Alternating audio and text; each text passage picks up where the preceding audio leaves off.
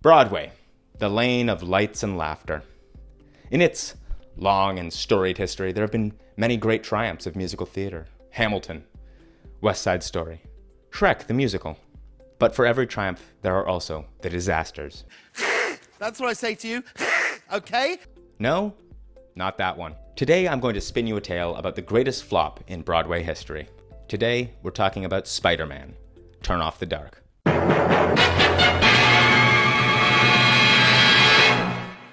It's 2002, and Sam Raimi has just released the first movie in his Spider-Man trilogy to massive success. Marvel, having made a boatload of cash, has decided that they will be bringing the friendly neighborhood Spider-Man to the big stage in Spider-Man: Turn Off the Dark. This musical was shaping up to be one of the best things Broadway had ever seen. It had a superstar team behind it. U2 artists and rock and roll legends Bono and The Edge had agreed to make the music and the lyrics for the musical, and they had brought on director Julie Taymor. Now, Julie Taymor is a pretty big deal. She was the genius director behind the direct-to-stage adaptation of Disney's The Lion King, which is still today the highest-grossing musical in Broadway history, coming in at around $1.4 billion. Wait, really? Yeah, $1.4 billion. I cannot stress enough the level of talent this musical had going into its production. And on top of all of that, it was going to have one of the biggest budgets of any Broadway musical, coming in at around $25 million. A superstar team, a massive budget, and a hot IP that had just seen massive success on the big screen. What could possibly go wrong? Turns out a lot. Now, remember that superstar creative team I was telling you about? Well, it turns out that famous creative types are eccentric? I think that's the polite term for it. Weirdos. Bono and The Edge, the people responsible for the lyrics and the music for this musical, weren't exactly well-versed in musicals. They were rock stars. I mean, they played stadiums and concerts, but they weren't composers. And, well, the music they wrote wasn't exactly show tunes. According to Glenn Berger, the co-writer of Spider-Man, they were so unfamiliar with musicals that a producer had to give them a bunch of CDs with songs from musicals from the last 60 years on it, and for reference material, and they just kind of ignored it. So you can see how you might end up with this.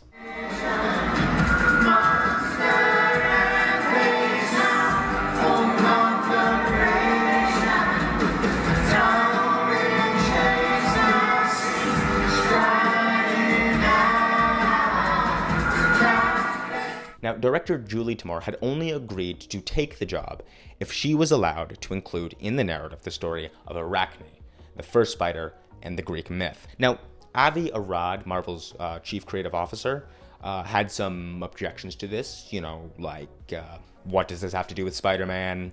Won't this make the tone really weird? What are you doing here? Are you crazy? Things like that. But Julie Taymor was determined to keep this narrative element in the script. All of this amounted to a strange and inconsistent narrative tone, which, along with the music, was heavily criticized during this production. And what were those reviews like, anyway? If there's one thing the banking crisis taught us, it's that improbable amounts of money or manure can cover up the music, which is by far the show's greatest weakness, which is saying so on Saturday Night. Spider-Man is so grievously broken in every respect, no doubt beyond growth. Yeah, they weren't fans. And that's just the start of the problems. There's also the technical aspect, because much of the show relied on complex aerial stunts, swinging from the rooftops, shooting webs. It's a Spider-Man movie, after all. But the technology needed to make those stunts work was incredibly expensive, and I mean ridiculously expensive. Does this look cheap? Or this? Or any of this? No. And not only was it expensive, it was also dangerous. Many people were hurt over the course of this production, including stuntman Christopher Tyrrani, who fell into the orchestra and fractured his skull and shoulder blade and broke 4 ribs and 3 vertebrae.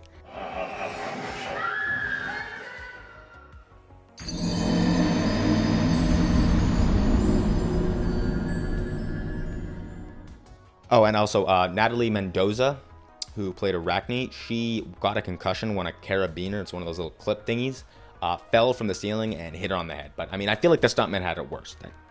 3 vertebrae. Ooh.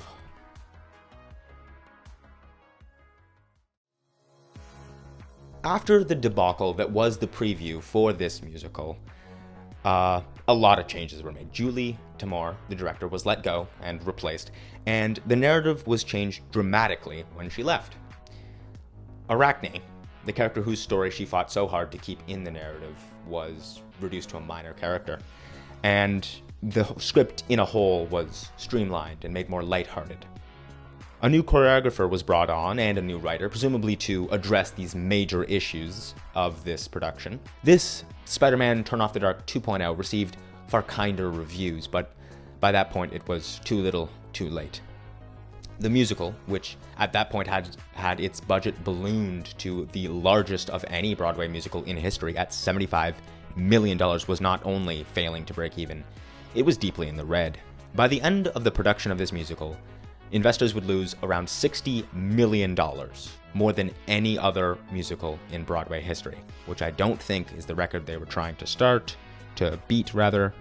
To this day, Spider-Man Turn Off the Dark is synonymous with disaster when it comes to Broadway, and you can find no shortage of articles online talking about everything that went wrong. I did for this script. All told, the story of Spider-Man Turn Off the Dark is a lot like the Greek myth that inspired it, in that hubris is the downfall of all involved.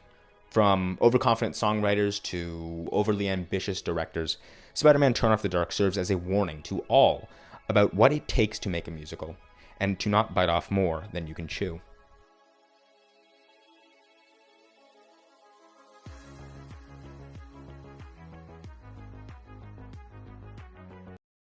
Your DNA belongs to me! Me! So there's only one way this can go. We gotta team up. What? You'll be my boy wonder. Hell, I'll be your boy wonder. You know what? We'll trade off on boy wonder duties. Are you insane? Do I look insane? Yep, maybe a little. Yeah, but in the best sense. Give me a hug. No!